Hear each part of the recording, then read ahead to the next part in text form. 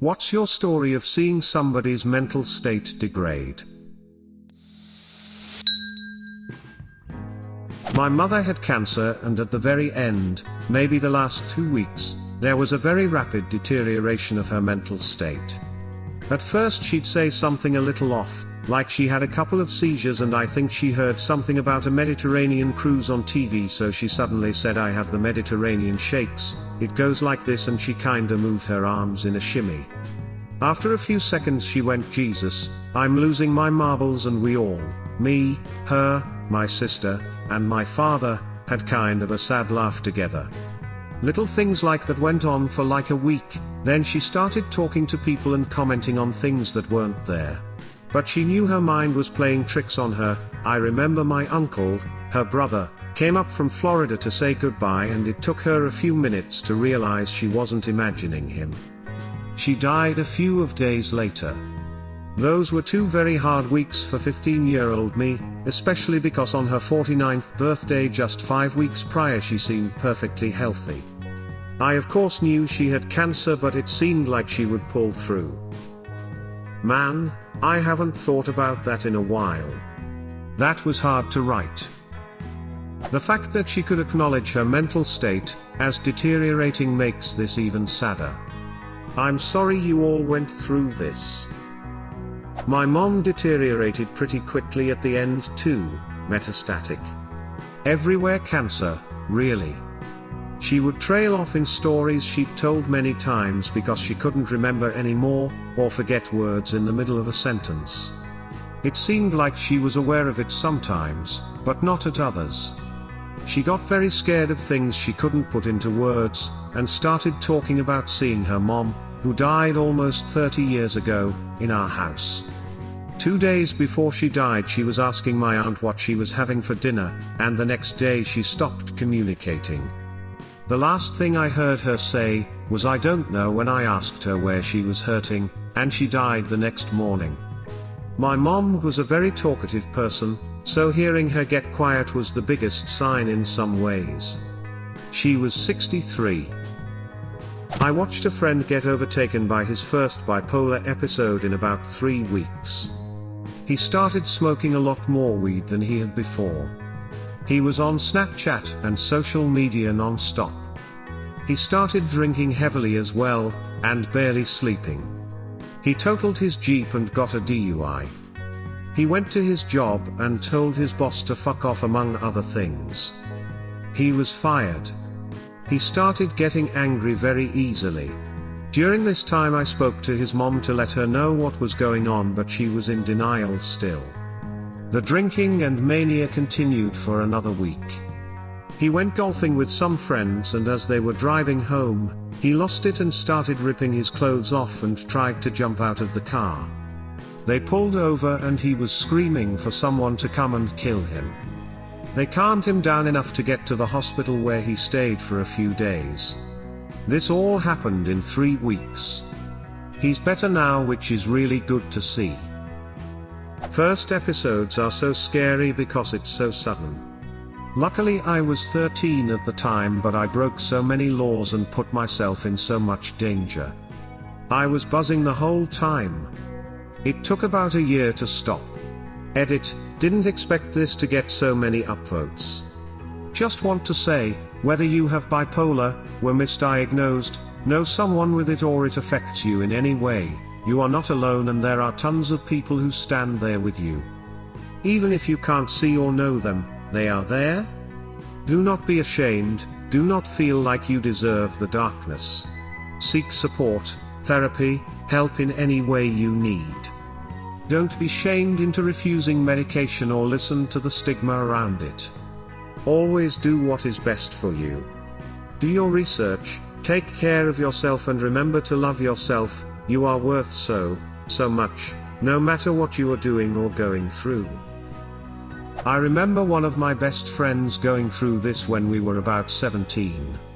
Since it was his first one, we had no idea what was happening, and at first it didn't cross anyone's mind that the reckless behavior was a result of some sort of manic episode.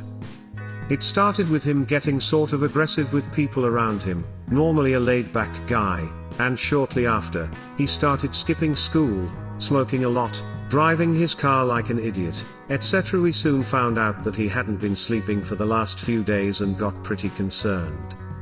By that point though, he was almost beyond our control. He was calling all of us dozens of times, driving to cities hours away overnight, almost got himself killed by pulling out in front of a semi-truck. At that point, we basically forced the school to step in and get him help, as his mom seemed to just think he was in a rebellious phase or possibly into drugs. It was pretty scary since it all unfolded over the course of a week or so after him never having experienced anything like that prior. At first it was understandable to just think, wow, he's being a huge asshole. But it quickly became clear that something was going wrong with him. I'm bipolar, can relate. My cycles are much slower. I usually have 3-month manias and 3-month depressions. The manias are great, to be honest. I have a euphoric feeling of loving myself and so much energy I can bounce off the walls. The depressions though are so dark, so much raw emotional pain. Every waking minute is used thinking of the most effective way to end myself. I always know when the lows are coming because I have a week-long migraine during the switch. Brains are fascinating, aren't they? Anyway, I'm on some pretty good meds now, so those days are past, I hope. My cousin has schizophrenia. When I was a kid I remember him being completely normal, then he joined the Navy and apparently got bullied a fuck ton. When he came back he was 100% different. He would just stare into nothingness. He didn't say anything. Sometimes he'd laugh, but he wouldn't smile while doing it, and it'd be so dry and robotic. Heh, he totally broke down. Does he have medicine? Yeah, as a few low up he was doing pretty good for a solid few years. I'd go hang out with him every now and again, and he actually seemed human. He had a real laugh, friends, steady job, etc. Then I guess about a year ago he started distancing himself, nobody had heard from him and they went to check on him at home and his house was a wreck, shit and piss everywhere. As of now I think he's starting to climb back up again. Very sweet guy, poor soul. I have a schizophrenic cousin as well. I remember him as my favorite cousin when we were kids. He was a few years older than me and pretty cool, so I loved hanging out with him. In his teens he started to become antisocial, and in his 20s he had some altercations with the law over drugs, including jail time. He was accused of rape, but denied it, and the court ruled it was a false accusation, but it affected him.